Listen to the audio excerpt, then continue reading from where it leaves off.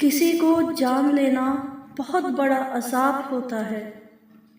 چہرے پڑھنے لگو گے تو دوستیاں ٹوٹ جائیں گی، نظریں پہچانو گے تو کئیوں سے گھن آنا شروع ہو جائے گی، اور یہ تو جاننے کی کوشش بھی نہ کرنا کہ کون کون سی بات لوگ دل میں چھپائے ہوئے ہیں۔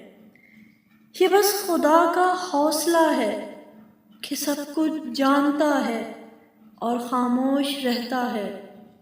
زندگی اور پتنگ بعض دفعہ انسان کو ایک ہی طرح خوار کرتے ہیں، ایک ہی طرح فینٹاسائز کرتے ہیں، ایک ہی طرح اپنے پیچھے دوڑاتے ہیں،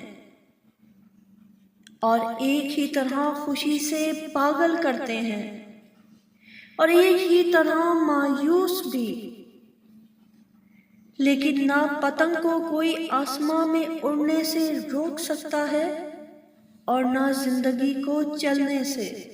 سارا دن خوش رہنے کے بعد اکثر ایسا وقت آتا ہے جب اداسی لپٹ جاتی ہے، یادیں خوشی پر حاوی ہو جاتی ہیں، وہ شکلیں یاد آنے لگتی ہیں جنہیں اپنا سب کچھ تصور کیا، نیندیں ختم ہو جاتی ہیں، ذہن ایک بوجھ تلے نکلتا نہیں ہے، لوگ سمجھ نہیں پاتے تو دکھی ڈپریس کہہ کر پکارنے لگتے۔ کبھی کبھی کسی کا بھی ساتھ نہیں چاہیے ہوتا۔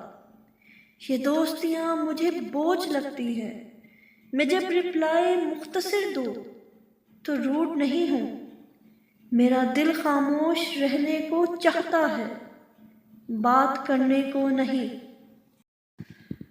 سخت رویے بات تو منوا دیتے ہیں، مگر دلوں میں فاصلے بڑھ جاتے ہیں۔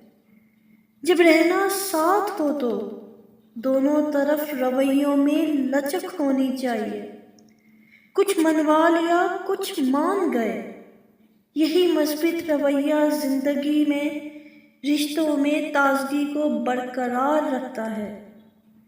جہاں انا ہو وہاں صرف پچھتاوا اور تلخیاں ہوتی